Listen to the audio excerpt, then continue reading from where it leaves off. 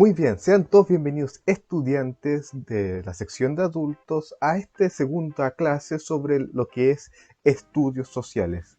Muy bien, la clase se titula hoy como Guerra Fría, rivalidades entre dos potencias.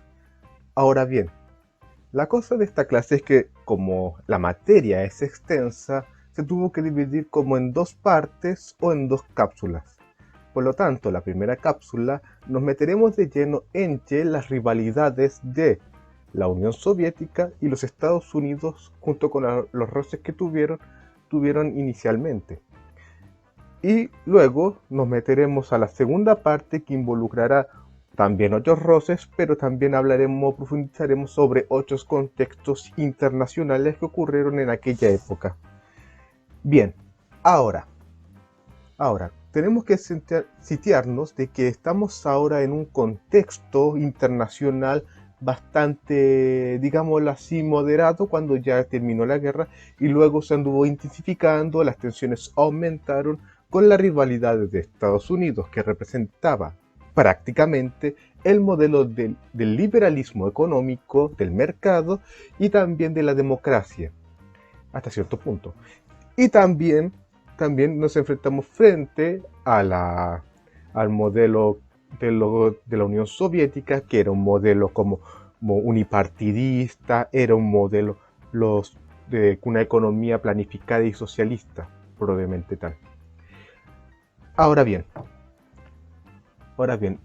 estas tensiones prácticamente fueron desde 1945 hasta 1991 cuando la Unión Soviética colapsó. Ahora, cabe preguntarnos, ¿cómo fueron los acontecimientos que llevaron a estas dos superpotencias a influir en el mundo? ¿Y cuál fue el legado que la Guerra Fría nos dejó y que aún podemos sentir en la actualidad? Ahora, como he dicho, en esta primera parte vamos a mostrar lo que son los roces entre los Estados Unidos y la Unión Soviética. Bien, primero que nada vamos a hablar sobre el tema más de los pactos políticos y militares que ambas naciones o superpotencias hicieron después de la Segunda Guerra Mundial. Los países occidentales, como veía que la influencia soviética y también del comunismo avanzaba no solo en las partes tanto como en Europa, por ejemplo, o también en Asia, incluso tal vez en América Latina, y también en África posteriormente, básicamente vio en la parte occidental, los países occidentalizados, Francia, el Reino Unido, los Estados Unidos, veían con mucha preocupación respecto a este avance ideológico. Por lo tanto, como la ONU tampoco podía como contenerlo por sí misma, los Estados Unidos creó en 1949 la OTAN, la Organización de Tratados Atlánticos Norte, debido a la presencia de los gobiernos comunistas en la Europa Oriental. Bien, ¿qué consistía este tratado? Era como una alianza militar y política a la defensa de los países integrantes, básicamente para defender los principios también de la democracia. O sea, y los países que estaban involucrados eran el Reino Unido, Francia, los Países Bajos, Canadá, entre otros países. Ahora bien, si básicamente el tratado decía así, si atacan a un miembro de la OTAN, toda la OTAN iba a reaccionar para defender a ese miembro. Básicamente sirvió como una de las tantas medidas de contención. Sin embargo, la Unión Soviética, al ver este pacto, indujo que también podría ser una amenaza para su futura supervivencia, digámoslo así, en el mundo. Por lo tanto, creó el Pacto de Varsovia, que era de los bloques comunistas del Este, liderados por supuesto por la Unión Soviética, que era Albania, Alemania Oriental, Bulgaria, Checoslovaquia, Hungría, Polonia, Rumania, en el año 1955, 6 años después de la OTAN. Era un tratado supuestamente de amistad, colaboración y asistencia mutua, de una alianza militar y política. aunque dicho pacto le permitía a la Unión Soviética intervenir en los países a los cuales estaban los países que estaban en dicho tratado. Hay dos tratados a los cuales de alianzas militares, como queriendo decir preparado para un conflicto realmente tal. Ya el pacto de Varsovia ya fue anulado hace varios años, pero la OTAN aún sigue existiendo, con sus antiguos miembros presentes. No solo las alianzas políticas y militares estaban también involucradas aquí para las superpotencias a los otros países, sino también estaban los planes de recuperación económica.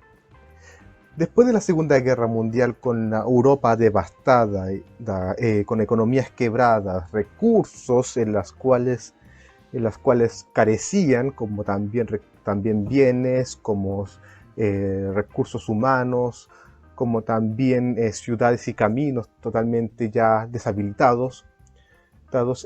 Europa necesitaba como un plan económico que la ayudara como a resurgir de nuevo. Así que el gobierno de los Estados Unidos, del Henry Truman, puso en acción el Plan Marshall en 1947, que era una ayuda a los países europeos a la recuperación económica, aprobando aproximadamente unos 13 millones de dólares, enviando alimentos, combustible, máquinas y más inversiones en industrias y préstamos de bajo interés.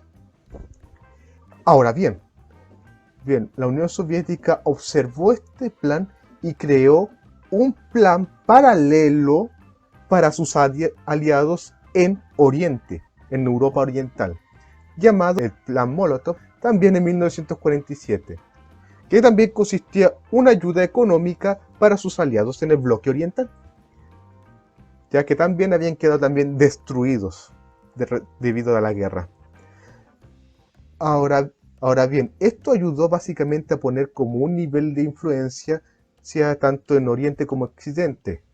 El Plan Marshall ayudaba como los países que eran más afines a los Estados Unidos, o sea, países occidentales, como el Reino Unido, Francia, Italia, la parte occidental de Alemania, ¿ya? Y el Plan Molotov consistía en ayudar a los países que eran como más afines a la Unión Soviética: Polonia, Hungría, Rumania, ¿ya? Alemania del Este, así.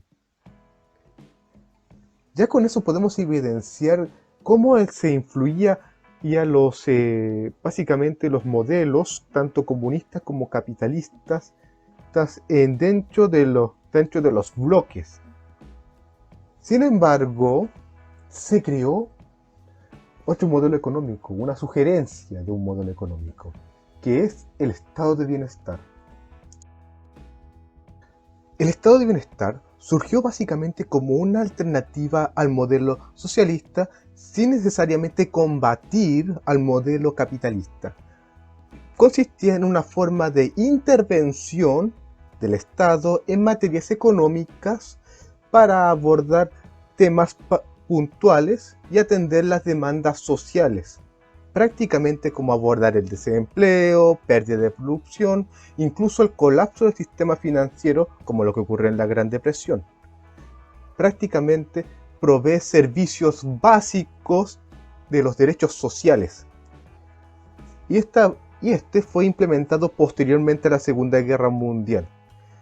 Y esto ganó como se financió y fue influyente en el mundo como una alternativa para los países ya un poco más desarrollados. En la actualidad aún no hay países que siguen con este modelo y países europeos que a donde atienden sistemas de salud que pueden llegar a ser gratuitos o sistemas más educativos también. Ahora bien, uno de los roces que también podemos ver aquí es la del muro de Berlín. ¿En qué consistió? Bien, en Alemania prácticamente estaba totalmente dividida según la conferencia de Potsdam, en la cual estaba dividida en la Unión Soviética, los Estados Unidos, Francia y el Reino Unido. No solo también el territorio, sino también su capital, que era Berlín. Sin embargo, esta división no debería ser permanente. Debía reunificarse de nuevo, para evitar también un descontento social como que ocurrió en la Primera Guerra. Sin embargo, los aliados occidentales y la URSS no llegaron como un acuerdo de cuál debía ser el modelo de Alemania, ya como el modelo socioeconómico y el monetario. Por lo tanto, en una forma de protesta, la URSS cerró como su parte de Alemania, ¿ya? Y también para que no llegaran los recursos a Berlín en 1948, a la cual los Estados Unidos se ideó como un puente aéreo para que los recursos de Occidente llegaran a Berlín. Luego este bloqueo se detuvo y en 1949 se creó la República Federal Alemana, compuesta que fue reunificado con las partes del Reino Unido, los Estados Unidos y Francia. Y luego se creó la República Democrática Alemana, básicamente creado por la URSS. Prácticamente un país y una capital dividida con distintos modelos económicos. Estas tensiones anduvieron creciéndose, incrementándose, a tal punto que en 1961 la República Democrática Alemana aprobó la construcción de un muro para contener y al menos ceder la parte de Berlín que tenía la otra, la República Federal Alemana, llevando un mundo a la máxima tensión. ¿Por qué? Porque muchas personas intentaron pasar de un lado a otro, prácticamente. Y bueno, al ver eso, la construcción de un muro, en plena construcción, puso como en alerta máxima a los soviéticos y a los estadounidenses, tanto como sus tanques estuvieron al frente. Uno disparaba, la guerra podría comenzar. Sin embargo, todo salió bien aparentemente, así que existieron, pero al igual existieron como muchas personas que intentaron salir de la parte oriental hacia la parte occidental, intentando pasar el muro de Berlín. Y llegando a la parte occidental de Berlín, podía llegar como a los países occidentales. Ahora bien, muchas familias, también conocidos, quedaron separadas solamente por unas cuantas calles, probablemente tal, y los que intentaron cruzar, algunos lamentablemente murieron. Ya en 1989, por las constantes demandas y éxodo de población alemana para acabar con el muro, básicamente, y con una Unión Soviética debilitada, el muro básicamente cayó y las dos Alemanias se reunificaron. La crisis de los misiles en Cuba. Bien, después de la Revolución Cubana en 1959, que fue un golpe severo a los Estados Unidos por la hegemonía que tenía en América Latina, ya que esta isla adoptó un modelo socialista, asimismo con el intento de invasión a esta. Ahora, en 1962, prácticamente ocurrió un hito llamado la crisis de los misiles. Debido a que los aviones espías norteamericanos nos pasaron frente a la isla, descubrieron misiles, o mejor dicho, ojivas nucleares y tropas soviéticas. Ser básicamente armas cerca de la frontera a kilómetros en Estados Unidos.